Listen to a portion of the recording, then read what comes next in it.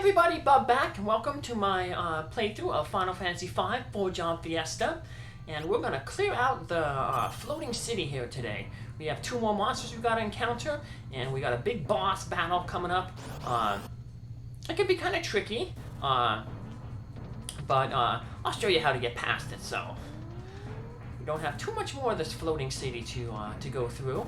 So we will make use of that save point again, though, because we got some tough monsters here coming up, and we don't want to have to refarm them after in case the thing goes bad with the monster over there. We can only see him over there, the boss monster. We see King Tycoon over there.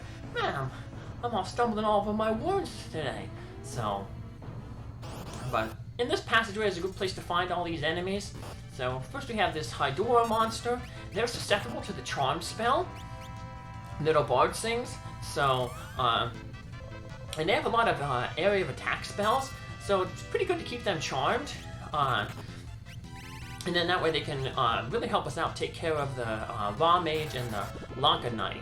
One of the things they use is the Quake spell. One good thing about magic is if the magic hits a target that is confused or charmed, the magic won't remove the confused status. So see, the Hydora still remains charmed. So we can just pretty much just let it sit there and basically take itself out if you want. I kind of just wait until I don't want to attack it until Faris is at a full bar. That way I can attack it, deal some damage, and then instantly put it back into charm status. So if that's the easy way to deal with this guy, just let him beat himself up. Don't hit him until, you know, Faris is ready to go to charm him again. So, and hey, we defeated him and got some good ability points. Now we have a palette swap of him too. I call him like a Ghidorah. That's from the different translation. They'll just call him the Hydra in this one. He's a little bit tougher. He's really deadly, but he does have one weakness, and I'm of course going to point out that weakness. And the weakness is he is undead. So now he comes equipped with a wall status on him. So any spell you use on him is going to bounce back. And unfortunately, the Phoenix Down doesn't have like 100% chance of working. So yeah, you try to scan him, and all our spells get bounced back. So, but we can try the Phoenix Down again. One of the good things about this guy is he automatically drops a Phoenix Down. So if you're lucky, you can get him with the first Phoenix Down, and you basically replace the Phoenix Down that you got. But we didn't get so lucky here. It takes two Phoenix Downs. Unlike the Hydra, the Hydora, this guy does. This guy isn't susceptible to charm spell, but he is susceptible to the Phoenix Down. You use the item on him. And unfortunately, he counters with a level 4 quarter, but that's okay for us because we're going back to the save point to save our game, heal up, because we're going to need a lot of magic points for the boss. The boss can be a little bit tricky because he basically shifts forms. He's more tricky for a magic-based party, kind of like how we are, because his elemental weakness is shift. If you're a physical fighter, you don't have to really worry about that. Or say you have a magic like a blue mage, that 1,000 Needles spell that you can learn from the Lamias, that's a really good blue magic for this guy here. Yeah, blue magic can be pretty good against this guy, because his first form that he starts out with is automatically weak to wind, and you should have the Arrow 2 spell. You could have picked that up either from the Gigases back in Carnot Castle, or from some of the enemies in here, those wool demons. So you should have the Arrow 2, so you can probably start off really easily hitting with those Arrow 2 spells if you have blue mages, and dealing some good damage, and then picking off the rest of the forms with the 1,000 Needles. So he tends to shift forms like every 1,600 hit points. Also, in his final form, his 5th form, it's a multiple of 5. So if you have the level 5 death spell, which you could have picked up from page 64 in the Ancient Library, you could instantly defeat the boss with that spell. So yeah, blue magic, really good against this boss.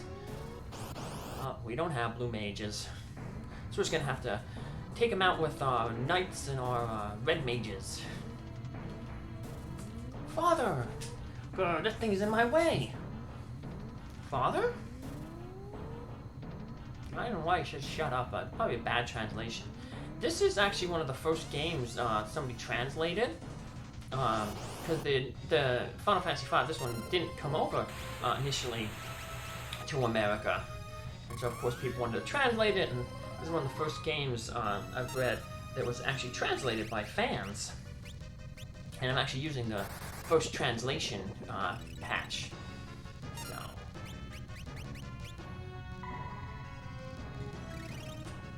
And then we got the Oki Avis here.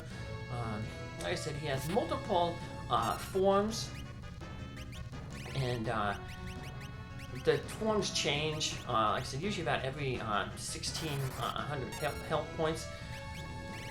So, and the diff forms have different levels to them. So, here's all the information popping up there. So, he first starts out at level 21 and is initially weak to wind. After about 1,600 points of damage, he'll switch to one of the other forms. And depending on the form, depends on what he does, and his weaknesses may shift. So, and the only one that has a weakness is the initial form, the wind. It has a initial weakness to wind. So we'll just keep hitting him with ice too, unfortunately. I wasn't able to scan him. My scan spells don't seem to work, and sometimes his weakness is, or sometimes he'll absorb ice. It won't take damage from ice, so in those times, just, well, we just get some problems, so. Physicals, though, like I said, he never has a problem with physicals. Unfortunately, though, Angel seems to have some bad time hitting him, so I guess he must have a decent evade. So yeah, he shifted forms there, so now he's strong against ice.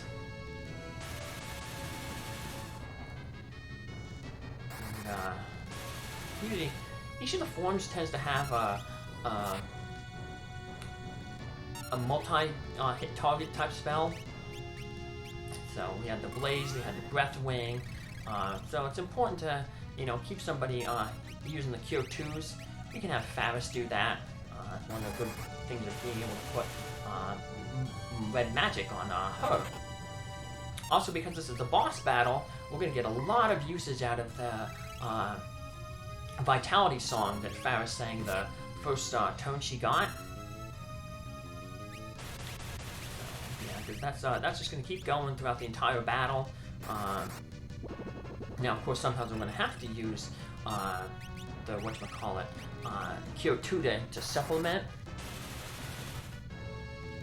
because it's not necessarily keeping up with the damage. But Galuf can help out a little bit too. If you're worried about what type of his weakness is, you can maybe use like a level 1 spell to see a non-boosted level 1 spell to see if he absorbs that spell. And if he doesn't, then you can hit him with a stronger boosted version of that spell by switching out rods and stuff like that. But I didn't play it all that well here.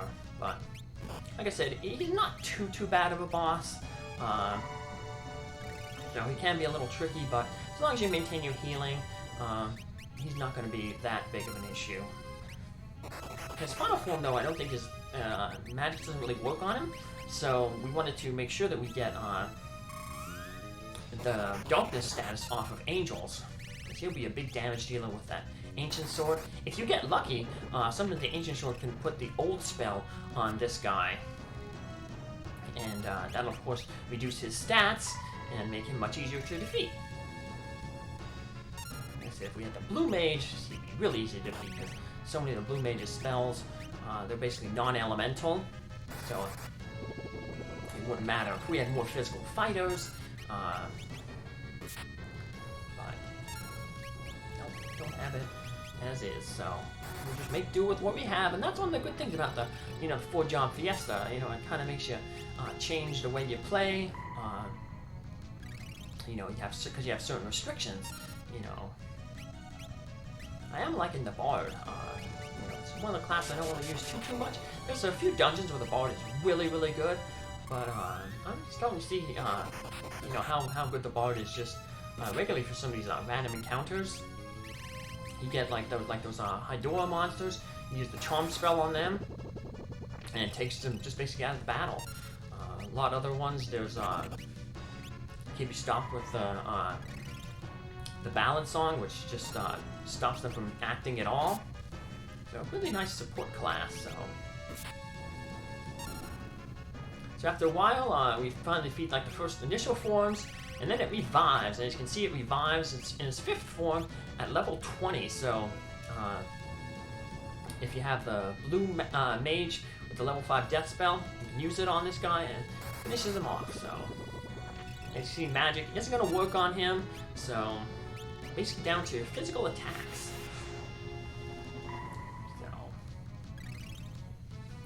Right, he used that maelstrom right as right when we were about to heal ourselves, so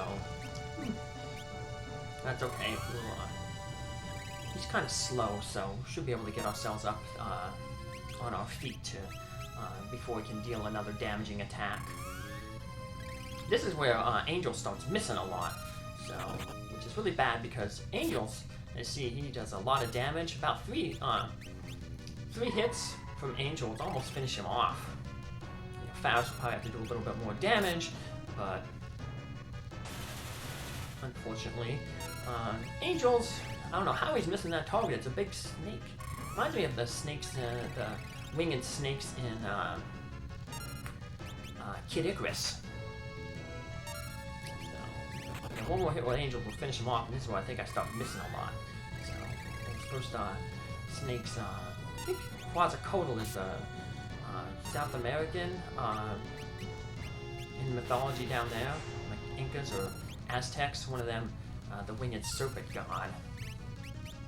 But don't know too much about that, but I think I've heard, you know, I've heard that. So don't know too much about those old, or the ancient mythologies of, you know, Native American cultures. The only stuff I learned about them was from ancient aliens that my dad would have it sometimes on in the background as to keep us entertained when he was off at work. So, I have not met any aliens though, like the rats in Marty Mouse House. They have their alien friend Larry. My daddy has a poster here, Wibbly. Wibbly went out and met Larry and stuff in his bedroom here. We haven't met any aliens, but if I ever do meet any aliens, I hope they're friendly aliens. Alright, well, we finally took that guy down. Took a little while, but ooh, 10 ability points, nice. And we get a hero drink that we can never use, but we can sell it. Well done. The king's acting a little strange. He yells at his daughters. He runs off to the crystal room. That's where we'll be running off, because we have a lot of cutscenes coming up. So I'm just going to cut the video off here and come back in the next episode where we get a lot of plot. Take care, have a good one. Bye.